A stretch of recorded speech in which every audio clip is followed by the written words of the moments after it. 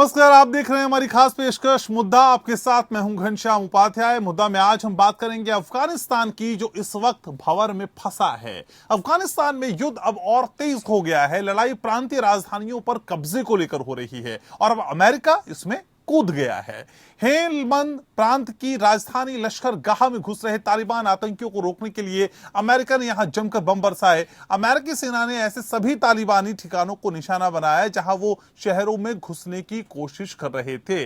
अमेरिकी बमबारी में करीब 40 आतंकी ढेर हो गए। इधर अफगान सेना ने भी अपनी पकड़ बनाए रखने के लिए पूरी ताकत लगा दी है। सैकड़ों तालिबान आतंकियों को मार गिराने का सरकार ने दावा किया है। हवाई हमलों और जमीन पर हो रही लड़ाई में हेलमंद की राजधानी लश्कर गाह सहित अन्य स्थानों पर हो रहे संघर्ष में 75 से ज्यादा आतंकी मारे गए, 22 घायल हुए। कंधार में भी भीषण संघर्ष चल रहा है। यहां आतंकियों ने 15 नागरिकों की हत्या कर दी, 120 से ज्यादा घायल हुए। संयुक्त राष्ट्र सहायता मिशन ने ट्वीट कर नागरिकों की हत्या की जानकारी दी और कहा कि हजारों नागरिकों का पलायन हो रहा है। काबुल स्थित अमेरिका और ब्रिटेन के दूतावासों ने ट्वीट करके तालिबान पर युद्ध अपराध करने का आरोप लगाया है। वहीं पाकिस्तान के पूर्व आईएसआई प्रमुख हामिद गुल के बेटे अब्दुल्ला गुल ने दक्षिण वजीरिस्तान में एक सभा में कहा कि अफगानिस्तान को पूरी तरह बर्बाद कर देना चाहिए। ये देश भविष्य में पाक के साथ मुकाबला करने के काबिल ना रहे। इस बीच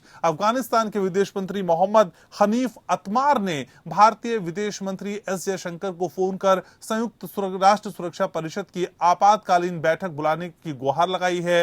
भारत इस महीने संयुक्त राष्ट्र सुरक्षा परिषद का अध्यक्ष है। अफगान विदेश मंत्री मोहम्मद हनीफ अतमार ने भारत के विदेश मंत्री एस जयशंकर से बात की। अतमार ने कहा कि संयुक्त राष्ट्र और अंतर्राष्ट्रीय समुदाय को तालिबान की हिंसा और जुल्म के खिलाफ बड़ा कदम उठाने की जरूरत है। भारत भी चाहता है कि अफगानिस्तान में शांति रहे, इसके लिए वो कोशिश भी कर रहा है। ब्रिक्स के शैक्षणिक मंच के उद्घाटन सत्र में एस जयशंकर ने आगाह किया कि अफगानिस्तान के संकट का असर न केवल पड़ोस पर बल्कि उससे बाहर तक होगा। साथ ही कहा कि बड़े पैमाने पर हिंसा, डराने धमकाने या छिपे हुए एजेंडे के जरिए 21वीं सदी में वैधता प्राप्त नहीं की जा सकती। सभी हितधारकों को एक समान रुख अपनाना होगा। भारत अफगानिस्तान में शांति और स्थिरता का बड़ा समर्थक रहा है। अफगानिस्तान में सहायता और अन्य कार्यक्रमों में भारत $3 अरब से ज्यादा का निवेश कर चुका है। दरअसल अफगानिस्तान से अमेरिकी सैनिकों की वापसी शुरू होने के बाद से देश में तालिबान की हिंसा बढ़ गई है। तालिबान हिंसा का सहारा लेकर पूरे अफगानिस्तान में तेजी से आगे बढ़ रहा है। बहरहाल सवाल यह है कि अफगानिस्तान का क्या होगा, युद्ध का अंतर्राष्ट्रीय असर क्या होने वाला है।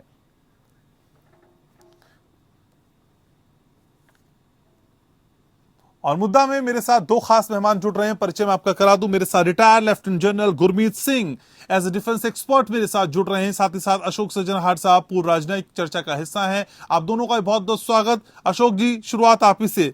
सर, अफगानिस्तान का क्या होगा? देखिए, ये तो बहुत बड़ा मुद्दा है और इसमें बहुत ज्यादा अनिश्चितता है। सभी ने, आपने खुद कहा है, अभी कुछ जो वहां के राष्ट्रपति हैं उन्होंने कहा है जो 6 महीने का समय हमें दीजिए और 6 महीने में हम तालिबान को बिल्कुल ध्वस्त कर देंगे, उनको हरा देंगे।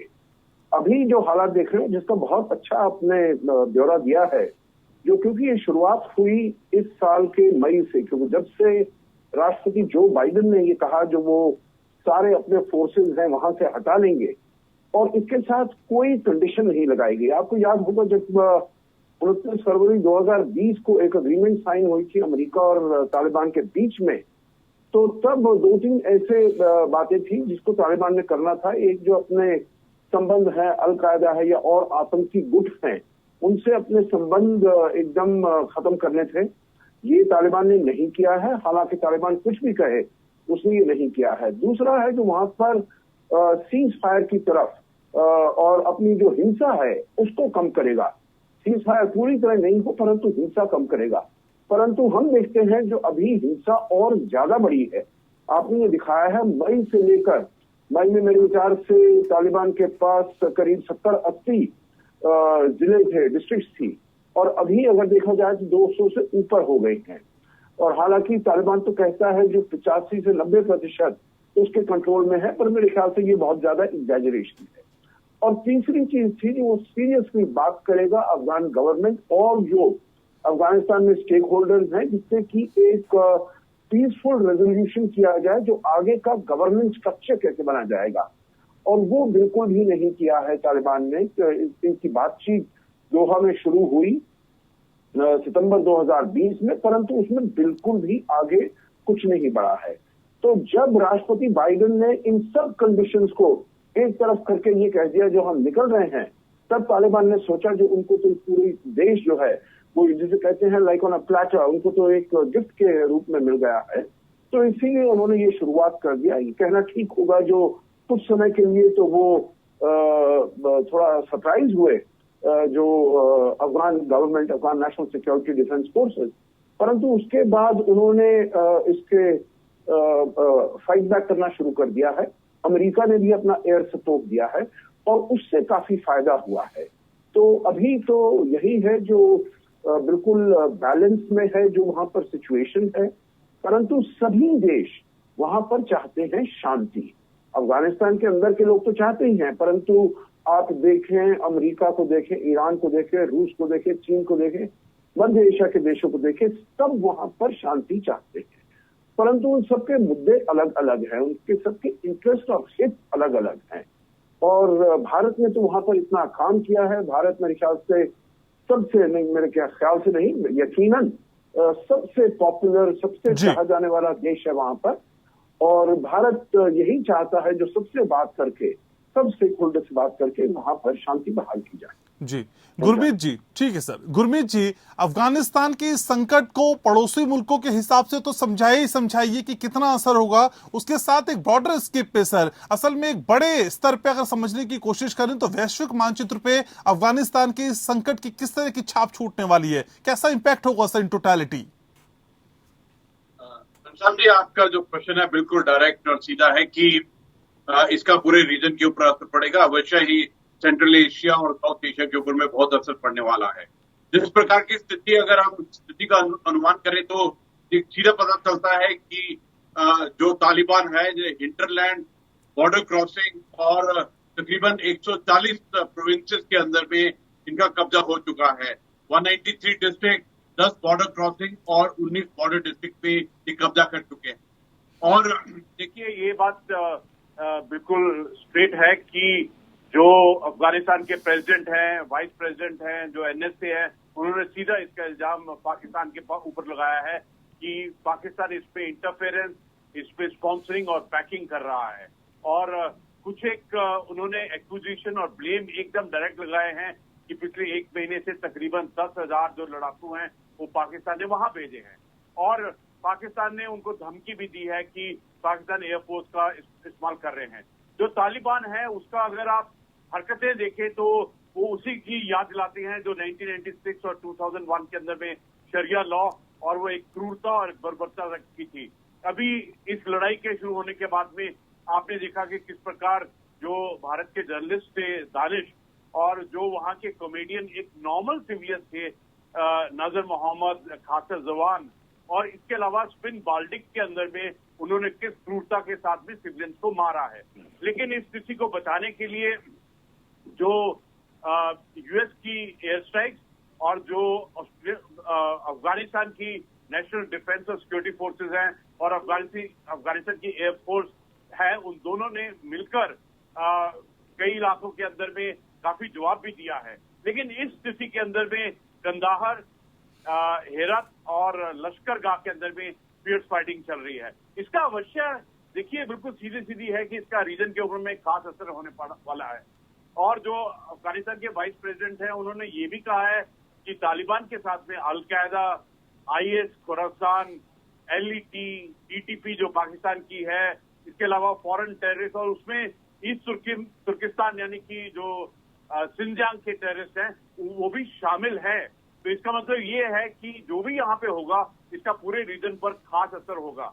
और जो अफगानिस्तान के डिफेंस मिनिस्टर हैं उन्होंने भारत के फॉरेन मिनिस्टर हैं उन्होंने जयशंकर जी को ये कहा है कि यूएन सिक्योरिटी काउंसिल है वहां पर एक इमरजेंसी मीटिंग होनी चाहिए क्योंकि स्थिति बहुत खराब है। और मैं कहूंगा कि देखिए भारत तो सदा यही चाहता है कि वहां पर स्टेबिलिटी, पीस और डेवलपमेंट हो। और ये जो उसका फ्यूचर है अफगानिस्तान का वो उनके लोगों को डिसाइड करना चाहिए।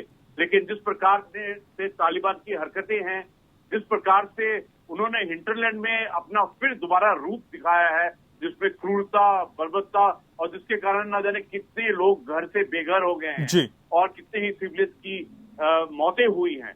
मैं कहूंगा कि देखिए, इसका अफगानिस्तान पर तो असर है ही है, लेकिन पूरे रीजन पर खास तौर पर बहुत बड़ा असर है। और आप देखिए कि किस प्रकार से पाकिस्तान ने चीन को भी तालिबान के साथ में मीटिंग्स करवाई हैं।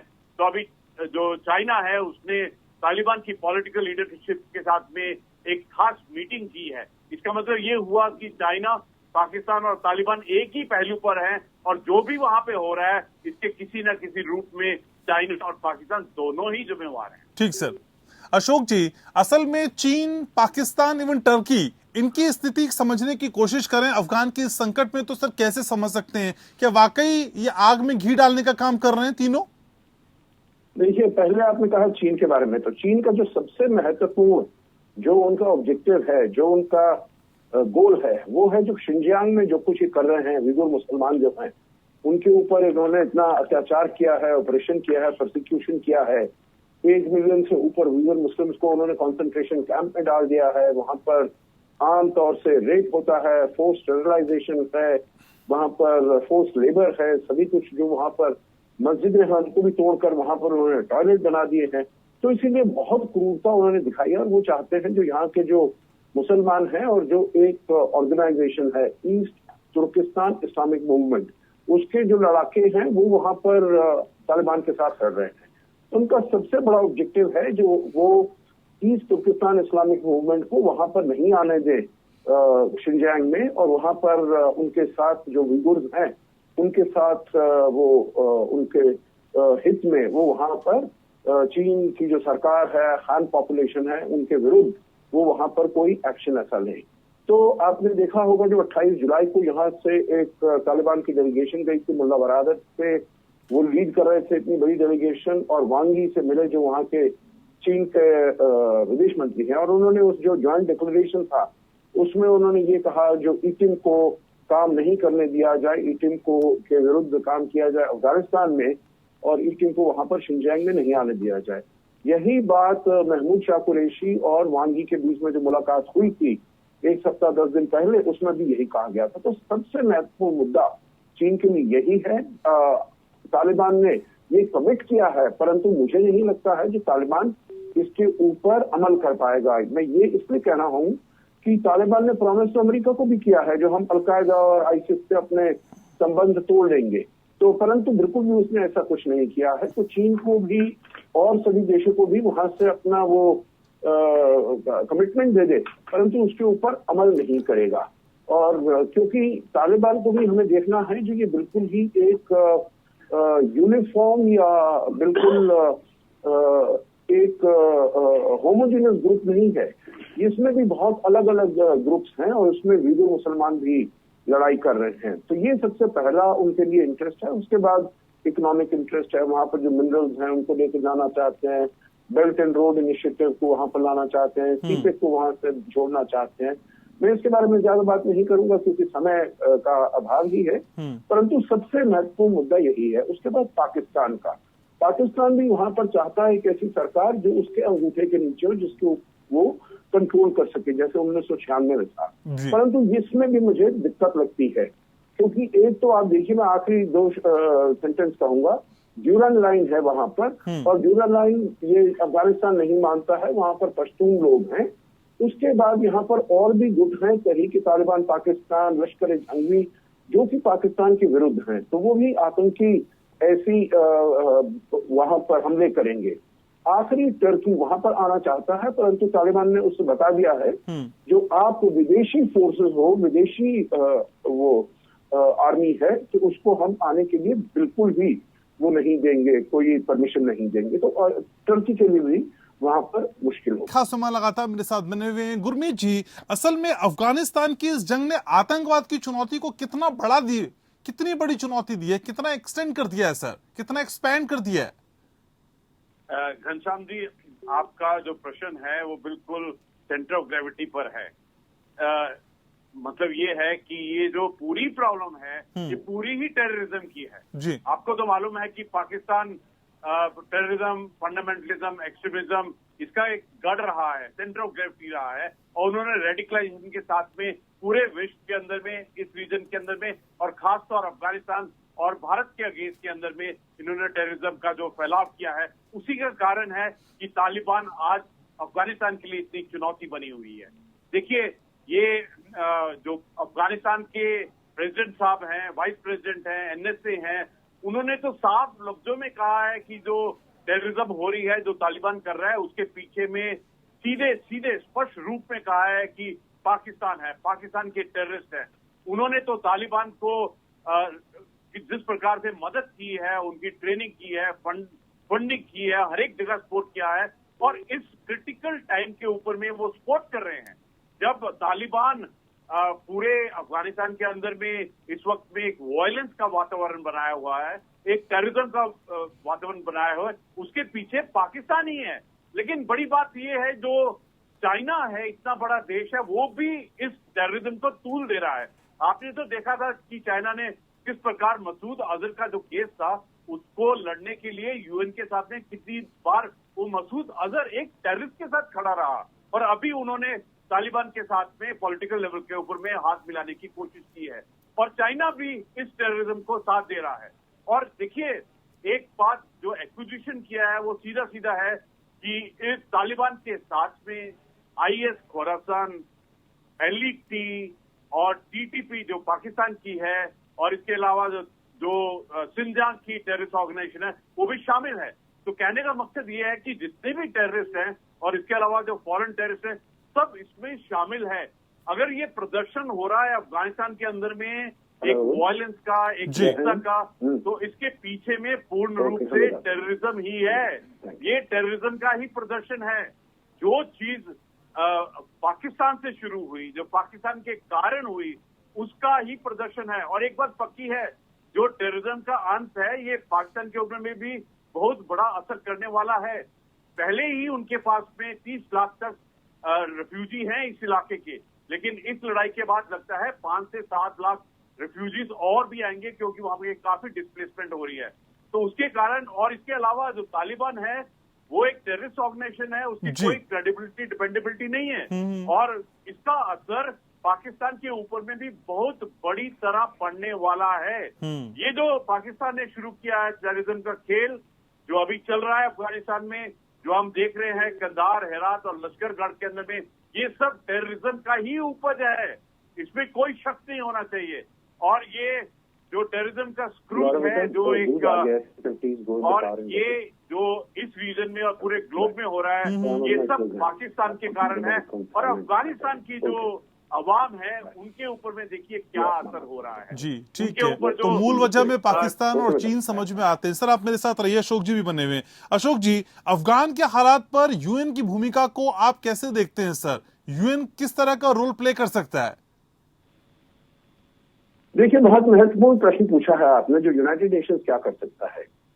तो यूनाइटेड नेशंस में यकीनन, जैसे अफगानिस्तान के विदेश मंत्री मोहम्मद असमार साहब ने बात किया है, उनको रिक्वेस्ट किया है, अर्ज किया है भारत को, क्योंकि भारत तो अब चेयर है उसका यूएन सिक्योरिटी काउंसिल का, तो वहां पर इसके ऊपर, मुद्दे के ऊपर बातचीत की जाए। तो मेरे ख्याल से ये तो बिल्कुल हो सकता है, और फिर वहां से एक रेजोल्यूशन निकाला जाए, जो सभी जो देश हैं वो तालिबान को मान्यता नहीं देंगे जब तक कि वो बातचीत से, डायलॉग से वहां पर जो सरकार बनती है।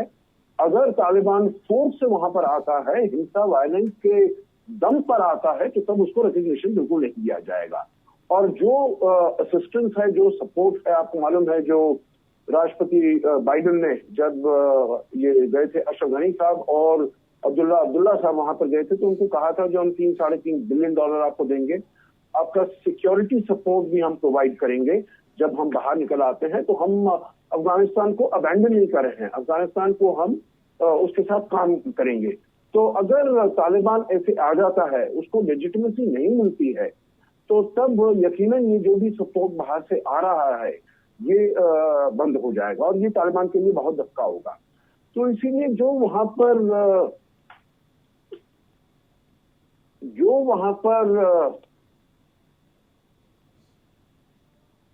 जो भी सदस्य हैं, मेंबर्स हैं। जी हेलो, जी ऑडिबल है सर, बोलिए ना। Okay okay, thank you very much, क्योंकि यहाँ पर हमें कुछ आ रहा है जो there is a connection problem. Thank you very much Ghanshyam ji. तो वहां पर जो भी P5 मेंबर्स हैं वो सभी यही चाहते हैं जो वहां पर शांति हो, और इसीलिए मेरे ख्याल से वहां से रेजोल्यूशन निकल कर आ सकता है, और फिर ये जो सभी देश हैं यूएन सिक्योरिटी काउंसिल के, ये बातचीत कर सकते हैं कि कैसे दबाव डाला जाए तालिबान के ऊपर, जो वो हिंसा और वायलेंस अपनी छोड़ दे। परंतु सभी जो देश हैं, देखिए ये इन्होंने अपने हितों को आगे ले जाने के लिए, जैसे मैंने चीन के बारे में बताया, जो वो चाहते हैं, जो इटिन ईस्ट तुर्किस्तान इस्लामिक मूवमेंट, और जो इकोनॉमिक। ठीक है, तो यूएन एक खास भूमिका निभा सकता है और लगातार अफगानिस्तान का मुद्दा ज्वलंत होता जा रहा है। समय मेरे पास मुद्दा में इतना ही है सर। बहुत शुक्रिया अशोक जी आपका, और बहुत शुक्रिया गुरमीत जी आपका, आपने समय निकाला, चर्चा में शामिल हुए, अपनी राय रखी। तो मुद्दा में आज बस इतना ही।